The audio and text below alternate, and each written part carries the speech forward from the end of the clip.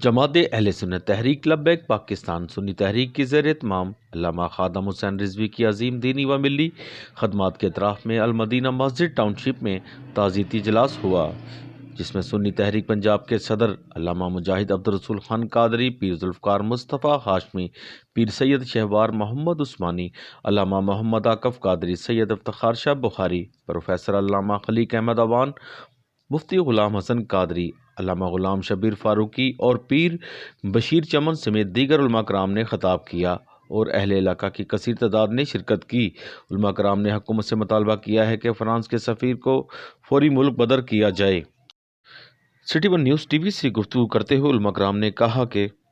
آج ہم حکومت وقت سے مطالبہ کرتے ہیں کہ جو بھی عالم دین کا جو مشن ہے اس کے اوپر عمل کیا جائے، جو معاہدہ ہوا ہے، اور اس کو باقاعدہ اوپن کیا جائے تاکہ ہم لوگوں کو پتہ کیا جائے۔ آج کے رسول آج یہ مطالبہ کرتے ہیں علماء کی موجودگی میں، میڈیا کی موجودگی میں، مشائخ کی موجودگی میں، کہ ہمارے تمام مطالبات کے ہیں جس بنیاد پر پاکستان قائم کیا، جس بنیاد پر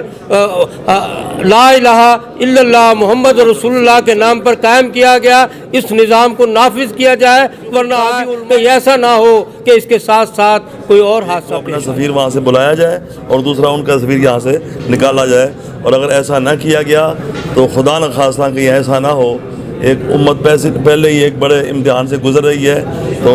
آنے والے وقت میں کوئی اس سے بڑا حادثہ نہ ہو جائے۔ اللہ تعالیٰ ہماری حکومت کو ہوش کے ناخن لینے کی توفیق دے، اور جو انہوں نے علامہ خادم حسین صاحب اور ان کی ٹیم کے ساتھ جو انہوں نے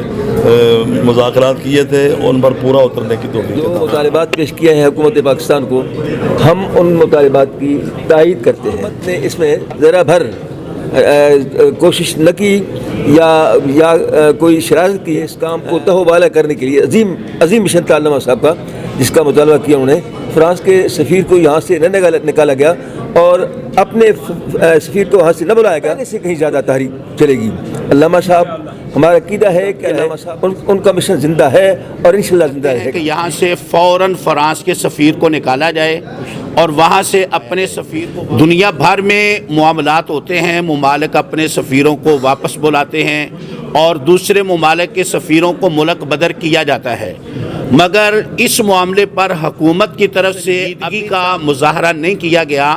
بلکہ ہٹ درمی کا مظاہرہ کیا جا رہا ہے اور قانون کا نام لے فروغ دینے کی شرارت کی جا رہی ہے۔ ہم حکومت پاکستان کو کبھی بھی پاکستان کا امن تہوبالا نہیں کرنے دیں گے،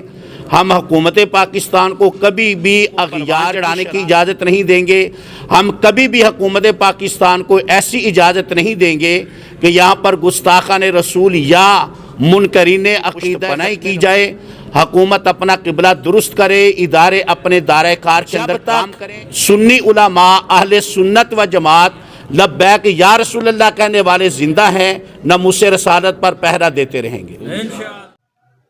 کیمرہ مین فرحان شیخ کے ساتھ Arshad Ali Ansari, city one news, Lahore.